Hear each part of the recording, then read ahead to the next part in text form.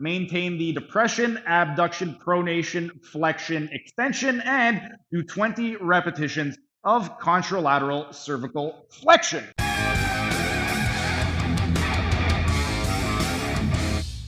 And while we were resting, let's continue with our nerve gliding exercise demonstration. And now I'm going to be showing you an exercise to help release tension in the radial nerve. A few days ago, I showed you guys how to perform the upper limb tension test. And upper limb tension test number 3 was specifically to test for tension in the radial nerve. What we're going to be doing now is turning that test into an exercise. And with regard to the starting position, we want to get into our waiter's bow position. So we're going to flex the elbow to 90, go into supination of the forearm, and extend that wrist. Imagine you're holding a tray. We're going to be in a supine position for this one right over here. And what we want to do is from this position, the first thing that we're going to do is gradually build tension. So we're going to isolate the movements one at a time, and we're going to go into shoulder depression by driving the shoulder down toward our feet. Do 3 to 5 repetitions, and then ask yourself, are my symptoms getting better, worse, or staying the same? If your symptoms are getting worse or staying the same, stop immediately. There's no need to continue. We don't want to exacerbate your symptoms. However, if they have gotten better, we are going to perform 20 repetitions of shoulder depression. Let's say you do the shoulder depression and you don't notice a reproduction of your symptoms. We're going to build tension along the nerve by going into abduction in the coronal plane, abduction away from the midline of 10 degrees. So maintain that shoulder depression, and then 3 to 5 times, you're going to go into abduction of 10 degrees. Ask yourself, are my symptoms getting better, worse, or staying the same? If they're getting worse or staying the same, stop immediately. There's no need to continue. We don't want to exacerbate your symptoms. However, if your symptoms have immediately improved, we are going to maintain that depression and do 20 repetitions of coronal abduction.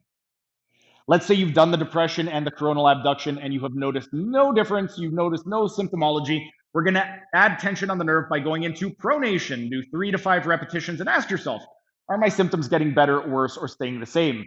If your symptoms have gotten worse or stayed the same, stop immediately. There's no need to continue. We don't want to exacerbate your symptoms.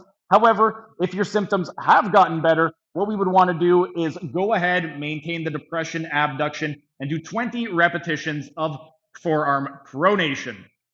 Let's say you've done the depression, you've done the abduction, you've done the forearm pronation, you haven't noticed yet a reproduction of your symptoms. What we're going to do from here is we are going to add flexion of the wrists and fingers for 3 to 5 repetitions, and ask yourself, are my symptoms getting better, worse, or staying the same? If they're getting worse or staying the same, stop immediately. We don't want to continue. No need to exacerbate your symptoms. However, if they have gotten better, we are going to maintain that depression, abduction, and pronation and do 20 repetitions of wrist and finger flexion. If you still haven't noticed the reproduction of your pain when you have done wrist and finger flexion, from here, we're going to build tension on the nerve by extending the elbow. We're going to do 3 to 5 repetitions, and then ask yourself, are my symptoms getting better, worse, or staying the same? If they have gotten worse or stayed the same, stop immediately. No need to continue. We don't want to exacerbate your symptoms. However, if they have gotten better, we are going to maintain the depression, abduction, pronation, wrist and finger flexion, and do 20 repetitions of elbow extension. If by this point you still haven't noticed the reproduction of your symptoms, the last step is to add contralateral side bend of the cervical spine. So we're going to look away, do 3 to 5 repetitions. Ask yourself, have my symptoms gotten better, worse, or stayed the same? If they've gotten worse or stayed the same, stop immediately. No need to continue. We don't want to exacerbate your symptoms. However, if they have gotten better, maintain the depression, abduction, pronation, flexion, extension, and do 20 repetitions of contralateral cervical flexion. If you have any type of nerve tension along the radial nerve, this is going to be a great way to turn the upper limb tension test number 3 into an exercise to release tension on the radial nerve. And then during the next rest period, I'm going to be showing you guys how to use upper limb tension test number 4 to help with the ulnar nerve. But for right now, our rest period is up. It is time for the 10th and final set. That was just a tiny taste of what can be found in my members only section. If you enjoyed it, become a member for only $5 a month to get access to hundreds of member only videos.